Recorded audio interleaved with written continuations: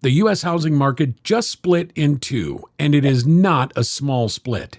In one half of the country, inventory is surging more than 30% year over year. Sellers are slashing prices, and home values are falling for the first time since 2008. In the other half, listings are down double digits, buyers are writing offers over asking, and prices are climbing 20% a year like it's 2021 all over again. Same country, same week, same mortgage rate.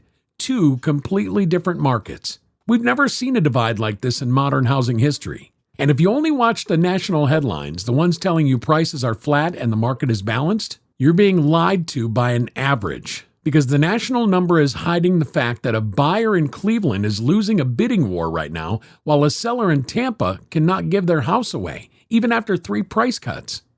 Here's what almost nobody is telling you. This split is not random. There's a very specific reason one half is crashing while the other is overheating. There's a very specific list of cities on each side of that line. And if your zip code is on the wrong side, you could leave $50,000 on the table without even knowing it happened. And there's a very specific window, the next 90 days of this spring selling season, before these two markets collide and the leverage you have right now disappears.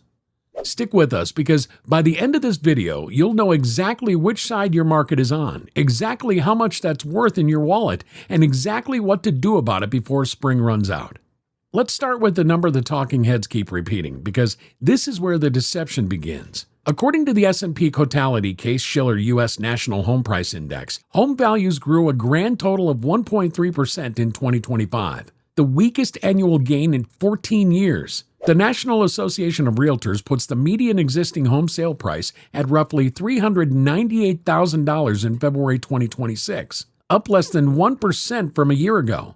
Flat, boring, nothing to see here. That's the national average, and the national average is hiding a war. Because underneath that flat 1.3% number, Cotality's own data shows Tampa posting annual price declines in the 2 to 4% range, the kind of negative prints we haven't seen out of the Sun Belt since the last housing crash. Phoenix is down too, closer to 1.5%. Meanwhile, in the same 12 months, Chicago, New York, and Cleveland were logging gains of 4, 5, even higher percent. Redfin flagged Milwaukee with a 20% year-over-year jump in median sale price. 20% in a supposedly flat market. One number, one country, two completely different realities. And the reason the media keeps quoting the national average is because the truth, that your neighbor in Ohio is in a bidding war while your cousin in Florida can't give their house away. The truth is a much harder story to tell in a 30-second segment, but here's what that boring 1.3% average is actually costing you. If you make a buying or selling decision based on the national headline instead of your local reality, you are not making a small mistake. You're making a 5-figure mistake, and in some markets, a 6-figure mistake. That's how big the gap between these two Americas has gotten. Before I show you exactly which cities are on which side of this split, do me a favor, hit that subscribe button and ring the notification bell. We're tracking this data week by week because these two markets are moving in opposite directions fast. And if you miss an update, you could be making a 6-figure decision on month-old information. The bell is free. Getting the timing wrong on a house is not. So why is this happening? Here's the answer. And it's simpler than Wall Street wants you to believe. It comes down to one thing. Who overbuilt during the pandemic and who didn't? Between 2020 and 2022, builders went absolutely feral across the Sun Belt. Florida, Texas, Arizona, the Carolinas, Nevada. These states issued permits at a pace we hadn't seen since the mid-2000s. Hedge funds and institutional investors piled it on top of that, buying up single-family homes by the thousands in those exact same metros, betting that remote work migration would push prices up forever. At the same time, the Midwest and the Northeast built almost nothing. Zoning stayed tight. Land was limited. No institutional buying frenzy.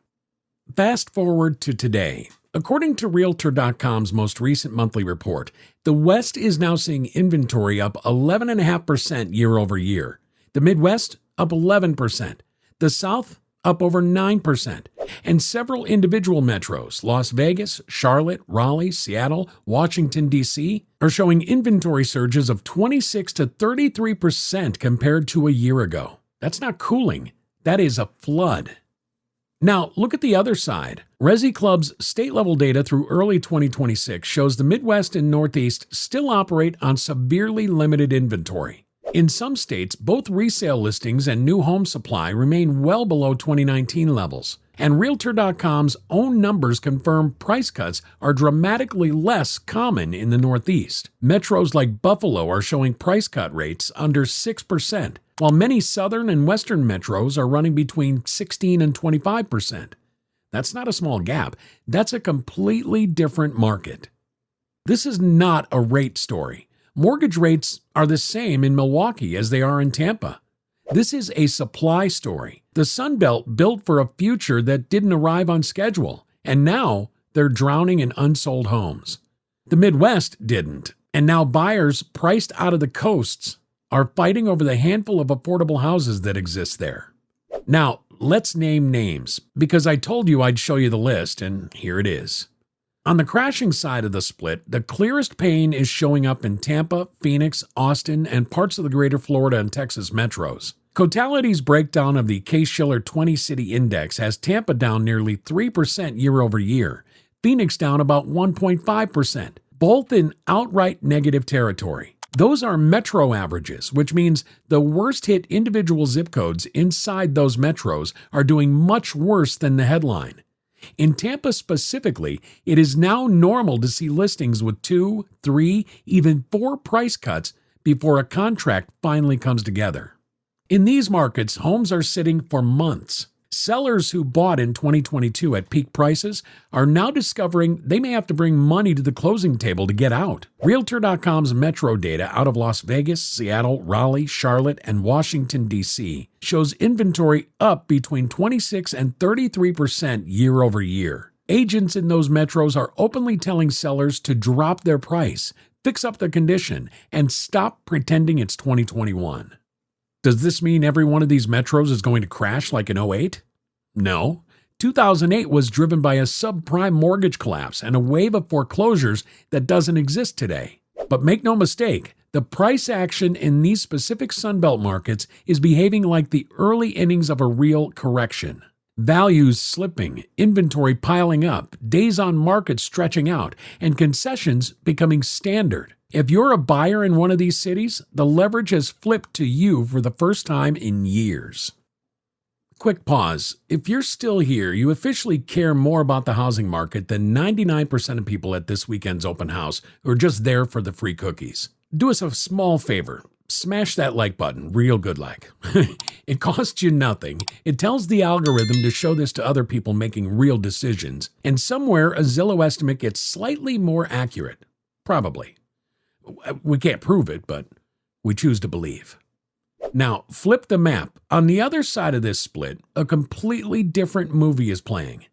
Redfin's data pulled Milwaukee, Detroit, and Cleveland out specifically as metros where home prices were rising fastest in the country. Milwaukee leading with that 20% year-over-year median jump. And in those exact same metros, active listings were falling. Detroit, Milwaukee, and Cleveland posted some of the biggest inventory declines among major metros. Redfin's own economists and local agents described the situation as quote-unquote weird. Certain homes are drawing 2020-style multiple offer bidding wars while others sit, with the deciding factor being condition and price accuracy rather than market weakness.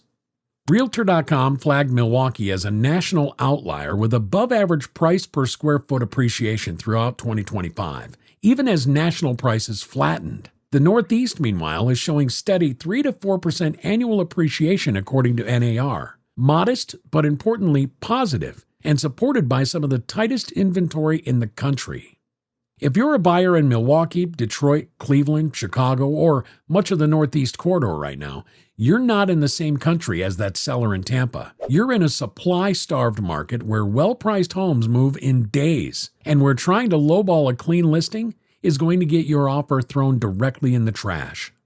Here's the actionable part about the 90-day window before these two markets collide. And we want to be direct with you. On a median-priced home right now, getting this wrong, pricing for the wrong half of the country, negotiating for the wrong half, can easily cost you $50,000. That's not a scare number. That's a 10 to 15% swing on a $400,000 home. And we're watching that size swing show up in closed sales across the country right now. If you're buying in a crash half metro, Tampa, Phoenix, Austin, Las Vegas, Raleigh, Charlotte, Seattle, DC, the next 90 days are your window. Inventory growth has actually been slowing, which means the easiest gains in supply may already be behind us. That's Realtor.com's own language.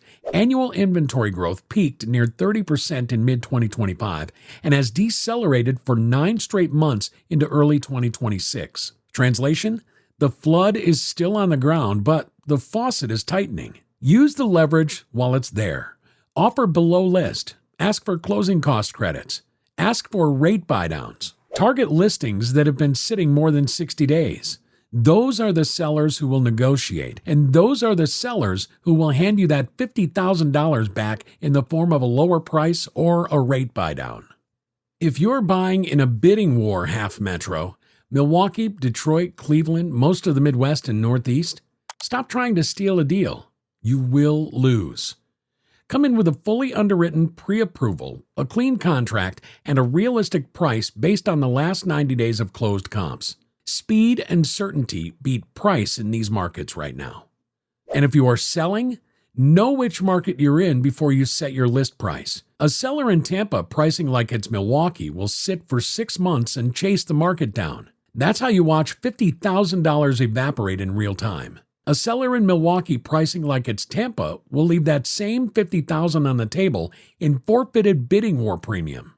The gap between these two Americas is the most important number in your transaction, and almost no one is pricing correctly for it.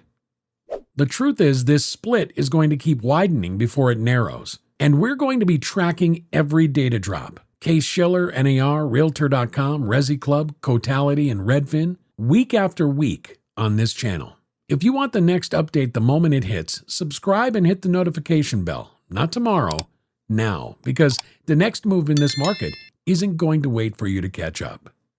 Drop a comment below and tell us which half your city is in. Are you watching inventory pile up, or are you losing bidding wars? We read every comment, and the comments from you all are genuinely how we decide what to cover next. And one more thing before you go. If you think this split is wild now, wait until we show you what happens next, because there's one specific chain of events that decides whether these two markets finally collide into a single national correction, or whether the bidding war half pulls the crash half back up with it. That's the exact video we're dropping next, and if you want to be ready for it, the notification bell is how you get it the moment it goes live. We'll see you there.